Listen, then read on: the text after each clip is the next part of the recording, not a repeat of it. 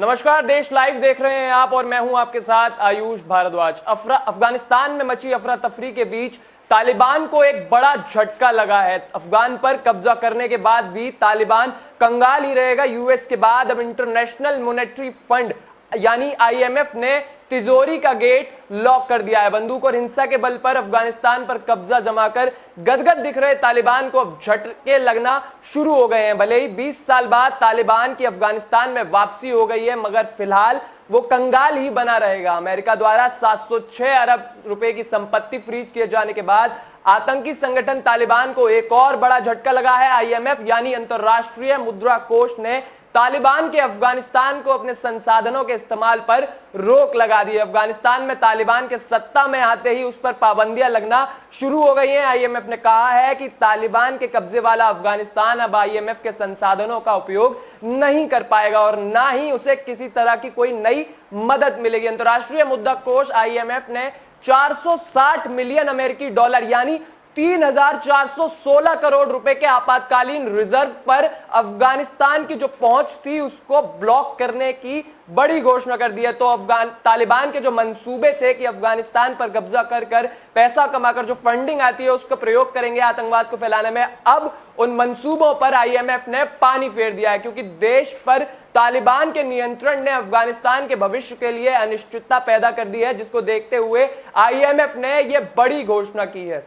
Joe Biden प्रशासन लगातार IMF पर यह दबाव बनाया हुआ था, जिसके बाद इंटरनेशनल मॉनेटरी फंड आईएमएफ ने यह फैसला लिया है। आईएमएफ के भंडार तक तालिबान की जो पहुंच थी उसको रोकने के लिए यह बड़ा फैसला लिया गया है। बता दें कि इससे पहले मंगलवार को अमेरिका ने अफगानिस्तान के सेंट्रल बैंक की करीब 9.5 अरब डॉलर यानी 706 रुपए से ज्यादा की संपत्ति फ्रीज कर दी थी। इतना ही नहीं, देश के पैसे तालिबान के हाथ न चले जाएं, इसके लिए अमेरिकी ने फिलहाल अफगानिस्तान को दिए जाने वाली कैश सप्लाई पर भी रोक लगा दी है। तो तालिबान पर लगातार अमेरिका और जितनी भी इंटरनेशनल ऑर्गेनाइजेशंस हैं वो शिकंजा कसती हुई नजर आ रही हैं। इसी कड़ी में आईएमएफ ने यह बड़ी घोषणा की है कि जो भी फंडिंग अफगानिस्तान को मिलती थी अब वो आगे नहीं दी जाएगी, जिससे तालिबान उसका दुरुपयोग ना कर सके। अमेरिकी ट्रेजरी सचिव जेनेट येलन और ट्रेजरी के विदेश संपत्ति नियंत्रण कार्यालय के कर्मियों ने इन खातों को फ्रीज करने का फैसला लिया था। ब्लूमबर्ग की रिपोर्ट के मुताबिक अमेरिकी प्रशासन के एक अधिकारी ने इसकी पुष्टि की है। अधिकारी ने बताया कि अमेरिका में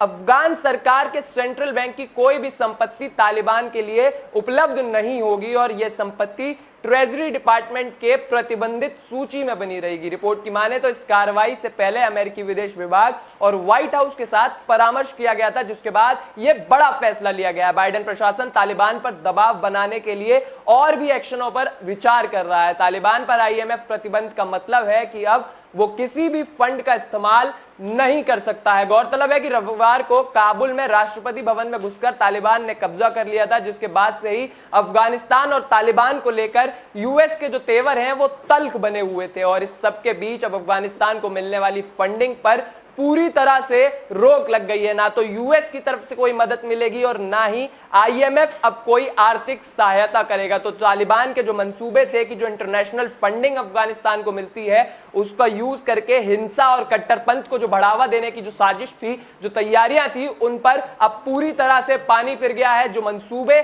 तालिबान के थे, जो आतंक मचाने की तैयारी में जो तालिबान था, उस पर आईएमएफ ने रोक लगा दी है। इंटरनेशनल मॉनेटरी फंड ने यह साफ तौर पर कहा है कि अफगानिस्तान को जो फंडिंग मिलती थी अब उस पर रोक लगा दी जाएगी, ताकि जो तालिबान है वो किसी भी गलत मंसूबों को पूरा ना कर पाए। ऐसी तमाम खबरों के लिए जुड़े रहिए हमारे साथ। नमस्कार।